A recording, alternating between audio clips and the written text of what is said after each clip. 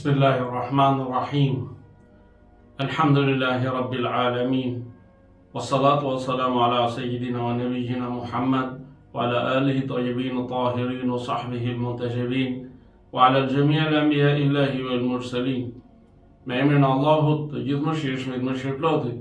Falënderimet më të sinqerta janë për Allahun e madhruar. Paqja e bekimet e Allahut qofshin mbi profetin Muhammad, i familjen e tij të pastër, mbi shokët e tij të zgjedhur dhe mbi të gjithë të dërguarit dhe profetët e Allahut të madhruar. Të dashur vëllezër dhe motra, ju përshëndes me përshëndetjen e bukur islame. Assalamu alaikum wa rahmatullahi wa barakatuh. Paqja, bekimet, mirësitë dhe mëshira e Allahut qofshin mbi ju. Në ajetin 54 të surës Nisa, Allahu i madhruar thotë: Bismillahirrahmanirrahim. Am yahsuduna an-nasa ala ma atahumullahu min fadlih. A mos i kanë zili njerëzit për atë që Allahu u ka dhuruar prej mirësive të tij? Ky ajet fisnik na mëson të jemi të kujdesshëm ndaj zilisë dhe të mos kemi zili të tjerët për mirësitë, aftësitë dhe begatitë që Allahu fuqiplot u ka dhuruar atyre. Çdo e mirë vjen prej Allahut dhe ndahet sipas urtësisë së tij. Besimtari duhet të gëzohet për të mirën e tjetrit, të jetë mirënjohës për pjesën e vet që ka dhe t'i kërkoj Allahut nga mirësitë e tij. Të dashur vëllezër dhe motra, në vazhdim të rubrikës Ti pyet, Kurani përgjigjet, sot do të ndalemi te pyetja: çfarë thot Kurani për zilin dhe si të shpëtojmë prej saj? Një nga smundjet më të rrezikshme të zemrës, për të cilën Kurani, profeti Muhammad dhe ehli bejti paqja qoftë mbi ta, kanë tërhequr vëmendje të veçantë, është zilia, hasedi. Zilia në Kuran ka kuptimin e dëshirës që mirësia apo begatia t'i largohet një njeriu tjetër. Zilia nuk është vetëm një ndjenjë kalimtare, por ajo mund të shkatërrojë besimin, marrëdhënien shoqërore dhe qetësinë e zemrës. Për këtë, zilia është një cilësi e keqe dhe një mëkat, të cilën Allahu e ka ndaluar dhe ka urdhëruar që të kërkojmë mbrojtje prej së keqes së ziliqarëve. Zilia përmendet në këto sure të Kuranit. Në surën Falak, ajeti 5, në të cilin Allahu i madhruar thotë: "Wa min sharri hasidin idha hasad", dhe kërkoj mbrojtje prej së keqes së ziliqarit kur ai ka zili.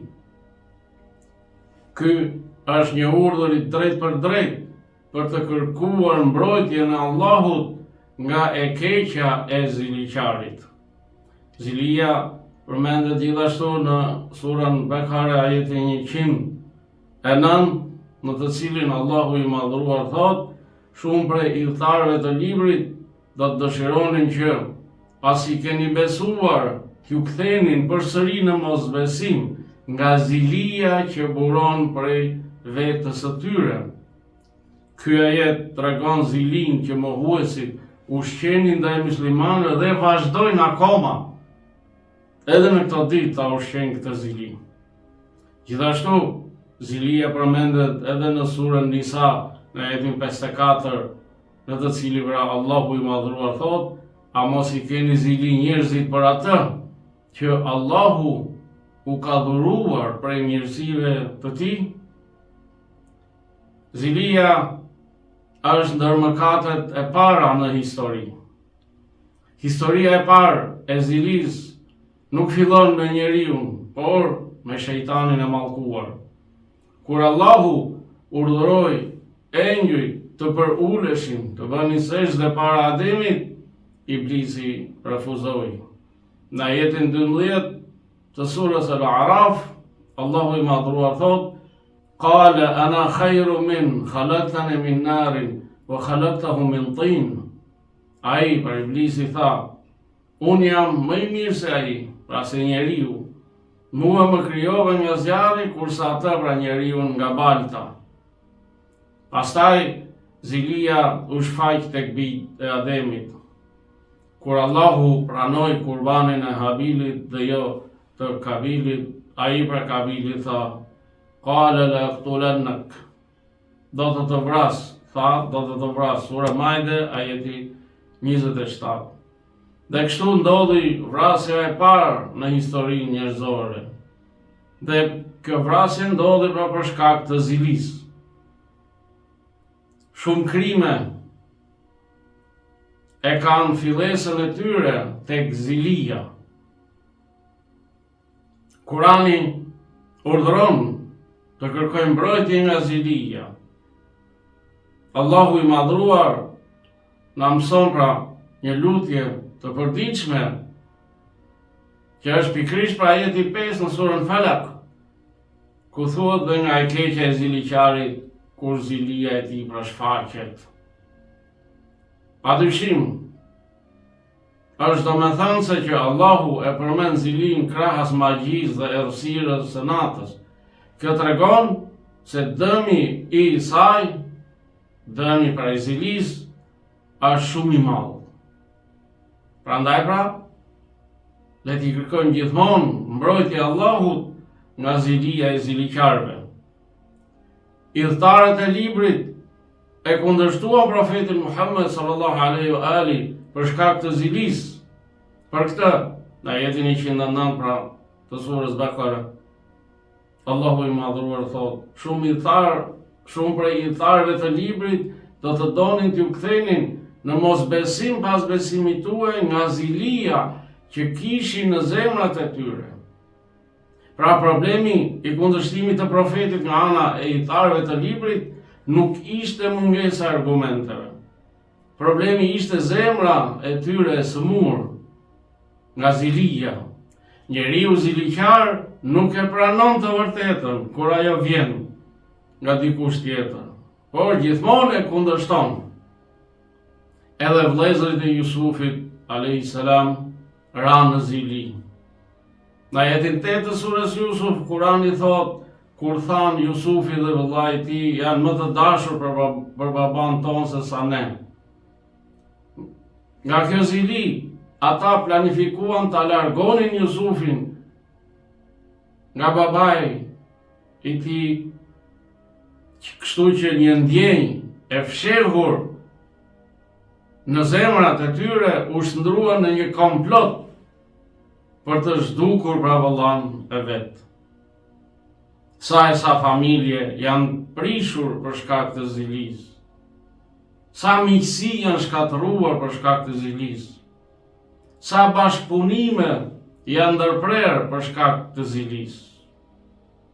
Profeti Muhammed sallallahu alaihi wa ali ka thënë: zilia i ha të mirat ashtu si zjarri i ha drut. Një njeri mund të falet, të agjeroj dhe të jap sadaka, por nëse ka zili në zemrën e tij, ajo zili mund t'ia shkataroj të gjithë shpërblimin e veprave. Prandaj, le të kemi kujdes nga zilia. Imam Aliu paqja qoftë mbi të ka thënë: ziliqari nuk gjen kur qetësi. Në një thënie tjetër, Imam Aliu ka thënë: zilia është burgu i shpirtit. Sa mallështore për këtë thënie, qoftë profetit Muhammed apo Imam Aliu paqja qoftë mbi të, por rreth zilisë. Njeriu ziliqar nuk është kurrë i lumtur, as me atë që ka. Ai gjithmonë shikon atë që kanë të tjerët dhe nuk shikon atë që ka vetë në dorën e tij. Cilat janë shkaqet e zilisë? Disa prej shkaqeve të zilisë janë dobësia e besimit, krahasimi i vazhdueshëm me të tjerët, dashuria e tepruar për dynjan, mendje mallësia dhe moskënaqësia me caktimin e Allahut fuqiplot. Kur zemra nuk është e kënaqur me atë që Allahu ja ka dhënë, fillon të shqetësohet nga begatit dhe mirësit e të tjerë vetëm. Si të shpëtojmë nga zilia? Kurani i shenjtë, profeti Muhammed sallallahu alaihi wa alihi dhe ahli bejti na kanë caktuar disa rrugë për shpëtimin nga zilia. Dhe prej tyre rrugëve janë: e para, të kujtojmë se furnizuesi është Allahu. Në ajetin 32 të surës Az-Zukhruf, Allahu i madhuar thotë: ne kemi ndarë mes tyre jetesën në këtë botë. Pra çdo begati dhe mirësi është ndarë me urtësinë e Allahut fuqiplot. Askush nuk mund të marrë atë që Allahu nuk ja ka caktuar atij. Pra gjithse cili ka atë që Allahu i ka caktuar. Dhe nuk duhet ta hedhim shikimin te mirësitë e tjetrit. Gjithmonë të shohim mirësitë që kemi dhe të jemi të bindur se mirësitë dhe furnizimi vijnë nga Allahu fuqiplot. Rruga e dytë e shpëtimit nga zilia është të falenderojmë Allahun për begatitë dhe mirësitë tona që kemi në dorën tonë. Kur njeriu numëron mirësitë që ka, si shëndeti, familja, besimi, siguria, zemra e tij mbushet me mirënjohje dhe zilia largohet prej zemrës së tij. Për këtë pra, njeriu duhet të falenderojë gjithmonë krijuesin e tij, Allahun fuqiplot, për të gjitha mirësitë dhe begatitë që ka. Nëse falenderon, ai pra e largon zilin nga zemra e tij. Rruga e tretë e shpëtimit nga zilia është të lutemi për atë që kemi zili. Kjo është një nga ilaçet më të fuqishme morale. Në vend që të thuash pse ai ka, thuaj: o Allah, bëkoje atë edhe më shumë dhe më jep mua nga mirësia jote. Shejtani nuk e duron këtë lutje. Kur njeriu pra e thot këtë lutje, shejtani largohet prej tij. Rruga e katërt për shpëtimin nga zilia është të mos krahasojmë jetën tonë me të tjerët. Sot rrjetet sociale e ushqejnë pa mas zilin. Njerëzit shohin vetëm fotografitë e bukura të jetës së të tjerëve, por nuk shohin sprovat, dhimbjet dhe vështirësitë reale të tyre. Kurani na mëson të shikojmë më shumë brenda vetes se sa tek të tjerët. Në ajetin 105 të surës Maide, Allahu i madhuar thotë: o ju që keni besuar, kujdesuni për veten tuaj. Ky ajet fisnik na mëson se çdo besimtar, çdo njeri, së pari duhet të kujdeset për veten e tij, për besimin, për veprat dhe për mirësimin e vet. Kujdesi për veten do të thotë ta ruash zemrën, ta ndreqësh sjelljen dhe të qëndrosh i palëkundur në rrugën e Allahut dhe të mos merresh me llogaritë të tjerëve dhe mos të shohësh se çfarë kanë të tjerët. Rruga e pestë për shpëtimin nga zilia është të forcojmë bindjen.